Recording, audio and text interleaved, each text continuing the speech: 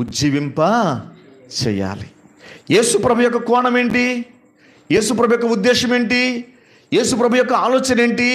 యెషయా గ్రంథంలో తెలియచేస్తా ఉన్నాడు. ఆయన ఆలోచన, ఆయన ఉద్దేశం ఏంటంట? మహాకాశమందున్న నేను ఎదిగో భూలోకములో వినయము గల వారి మధ్యను, నలుగుతున్న వారి మధ్యను నేనుంటున్నాను. నేను ఎందుకు ఉంటున్నానంటే, నేను ఎందుకు ఉన్నానంటే, నేను ఎందుకు ఇక్కడ నివాసం చేస్తున్నానంటే వారిని ఉజ్జీవింప చేయుటకు. హల్లెలూయా. దేవాతి దేవుడు నిత్యము పరిశుద్ధుడు పరిశుద్ధుడని పొగడబడుతున్న యేసుక్రీస్తు, కోట్లాది దూలతలతో నిరంతరము కొనియాడబడుతున్న యేసయ్య, ఇదిగో ఆయన చుట్టూ 24 పెద్దలతో నిరంతరము పొగడబడుతున్న యేసయ్య భూలోకములో తన ప్రజలను ఉజ్జీవింప చేయడానికి తన బాధ్యతను తీసుకుంటే, ఇప్పుడు క్రైస్తవ సంఘం ఏ బాధ్యత కలిగి ఉంది? ఈ భూమి మీద నివసిస్తున్న క్రైస్తవ సంఘం, ఆకాశ మహాకాశములు నివసిస్తున్న యేసు ప్రభు భూలోకములో ఉన్న ప్రజలను ఉజ్జీవింప చేయాలని ఆయన ఎంతగానో పరితపిస్తూ ఉంటే, ఆయన రక్తాన్ని స్వీకరిస్తున్న మనము, ఆయన రక్తములో శుద్ధీకరించబడి కడగబడిన మనము ఏ విధంగా మనలో ఉంటున్న ప్రజలను, మనతో ఉంటున్న ప్రజలను, మన చుట్టూ ప్రాంతాన్ని ఎలాగ ఉజ్జీవింప చేయాలని మనం ఆశపడుతున్నాం? అసలు యేసుక్రీస్తు బీజం మనలో ఉందా?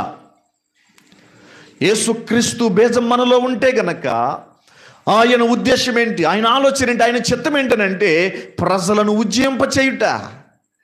ఆయన మనస్సు ఏంటనంటే ప్రజలను ఉద్యమంలోకి తీసుకుని వచ్చుట, ప్రజలను ప్రభావితం చేయుట, ప్రజలను అపవాది యొక్క కపర్ణహస్తంలో నుంచి విడిపించుట.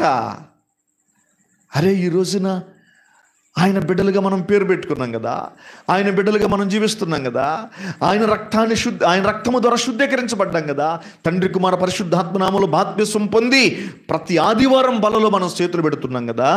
మనం ఎంతవరకు జీవింపబడ్డాం? దేవుని బాధ్యతను మనం ఎంతవరకు తీసుకున్నాం, స్వీకరిస్తున్నాం? ఇతరులను ఎంతవరకు ప్రభావితం చేయగలుగుతా ఉన్నాం? ఈ రోజున ఇక్కడ కూర్చున్న ప్రియమైన దేవుని బిడ్డలారా, నా మాట మిమ్మల్ని ప్రభావితం చేయకపోవచ్చు, ఒకవేళ యేసు ప్రభు మాట మిమ్మల్ని ప్రభావితం చేయనుగాక. ఆమేన్.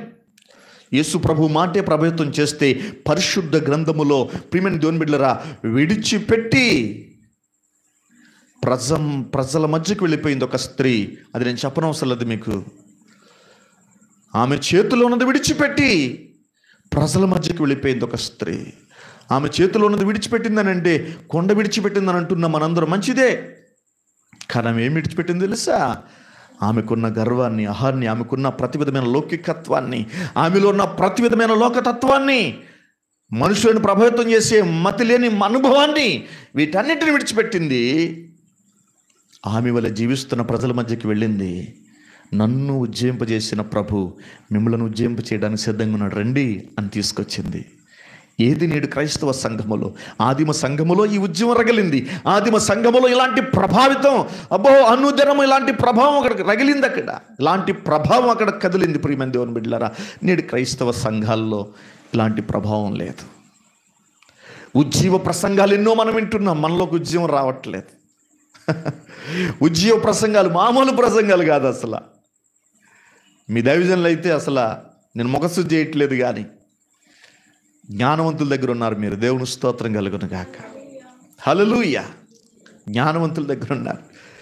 శాబదేశపు రాజు రాణి వచ్చి అంటది, అయ్యా నీవును నీ యొద్దనున్న పనివారును భాగ్యవంతులు అని అంటది. ఎందుకంటదా మాట? మీరు మాట్లాడట్లేదు.